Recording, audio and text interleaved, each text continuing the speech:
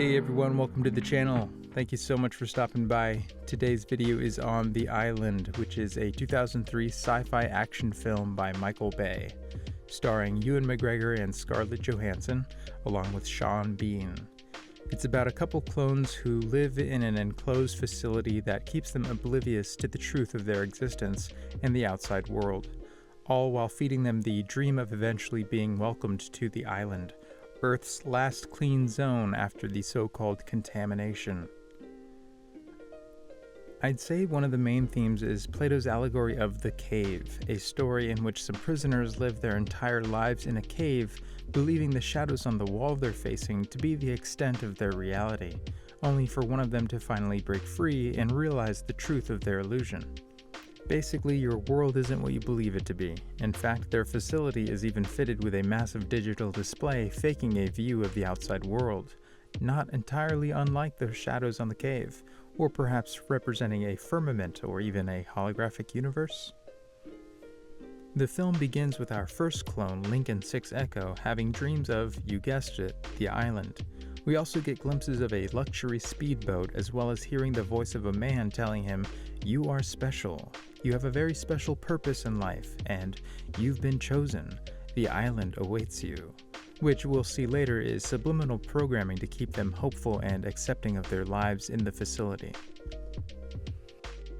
We'll learn later that the images of him on the boat are memories from his genetic donor, which, being that it's in a dream, feels like it's hinting at visions of an alternate self in another dimension or timeline, a theme we've recently seen represented in the Multiverse of Madness.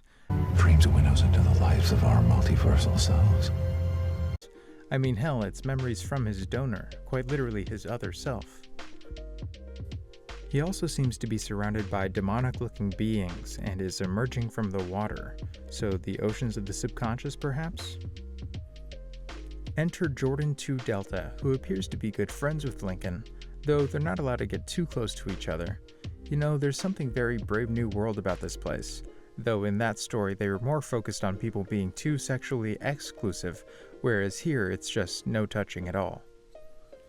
Then early on, another character gets flagged for expressing his feelings about someone else winning the island lottery.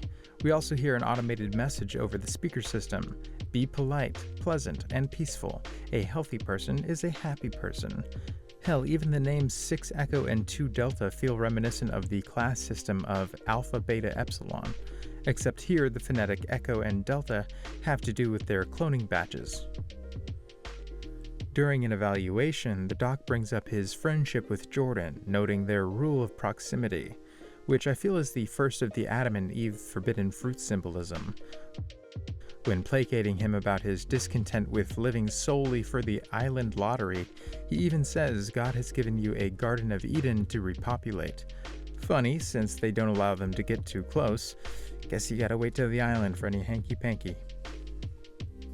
We also witness his ability to tap into skills from his alternate self, being drawing and boat design, which is something I touched on in a previous video. Eventually, Lincoln makes his way to Mac, who is a supervisor living in Sector 5, which is just company code for the outside world.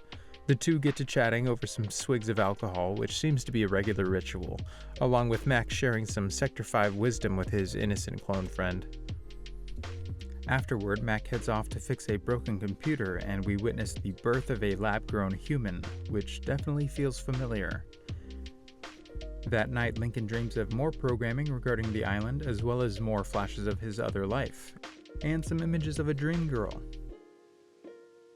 Unable to get back to sleep, he wanders into a different part of the facility, where he witnesses the awful truth, that they're little more than spare parts, or surrogate breeders, and that this is what it means to win a spot on the island. Side note here, I realize this is in some ways familiar to the film Sausage Party, which satirizes various world religions and their beliefs in a paradisial afterlife by having anthropomorphic foods believe that being chosen by humans, the gods, means salvation, when in fact it just means them being harvested for consumption, which, you know, is a scary thought. Recalling that Jordan had just won the lottery that day, Lincoln heads to her dormitory to convince her to escape with him, only to then find themselves in the middle of a desert. For some reason, this scene reminds me of the escape from Eden in Assassin's Creed 2. Maybe it's the white jumpsuits. We're then shown a customer tour where we hear from the salesman that the clones never achieve consciousness due to some human rights laws, but we already know that's not true.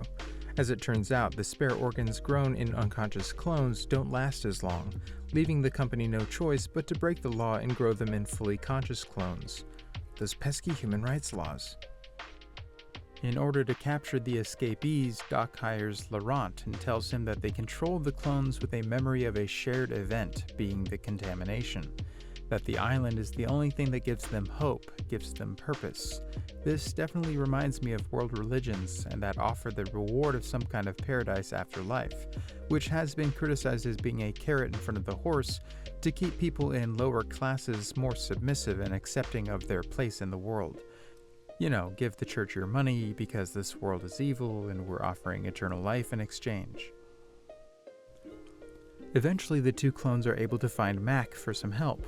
Lincoln asks, why do they lie to us? And Mac answers, to keep you from knowing what you are, saying you're human, just not real, telling them they have memory implants, all pretty much the same, the life you think you had before the contamination. With a little help from Mac, they decide to find their sponsors, the people whom they're cloned after, in order to get the truth out about the cloning laws being broken. They're able to find Tom, Lincoln's genetic donor, who agrees to help them at first, but eventually betrays them. After pulling a fast one on Tom, Lincoln returns to Jordan and the two experience physical intimacy for the first time, during which Jordan whispers that the island is real. It's us. Aside from the cave symbolism, this feels like the other significant message, that the island isn't out there somewhere. It's in us, in our relationships, love relationships or otherwise, but perhaps more intensely in love relationships. In fact, keeping with the Adam and Eve symbolism from earlier, there is a theory I've come across about the tree of knowledge being sexuality and the forbidden fruit being orgasm, and that through orgasm or black tantra, the two left the garden, and through white tantra, the two may enter again. Later they learn that the doc has ordered a culling of some of the clones who've exhibited rebellious genes like Lincoln, meaning mass lottery winners. Still impersonating Tom, the two make a plan to head back to the facility to try to save the others. After shutting down the hologram, there's a quick fight with the doc, where he refers to him as 6 Echo, to which he responds with, "My name is Lincoln."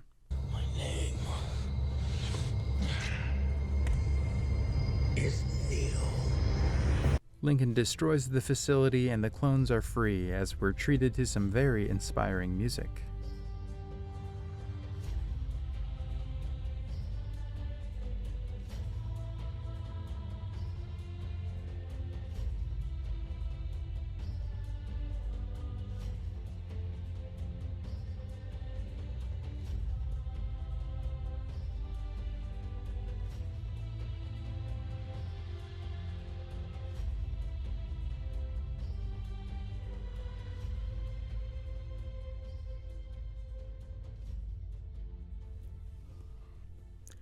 That's it for my video on The Island, one of my favorites in this genre, or I mean the is our reality an illusion genre.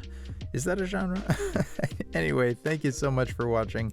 If you get any insight out of my videos, please like, subscribe, and check out my video library. You know, if you'd like to help me in getting this channel going, and to help others on their lucid waking journey.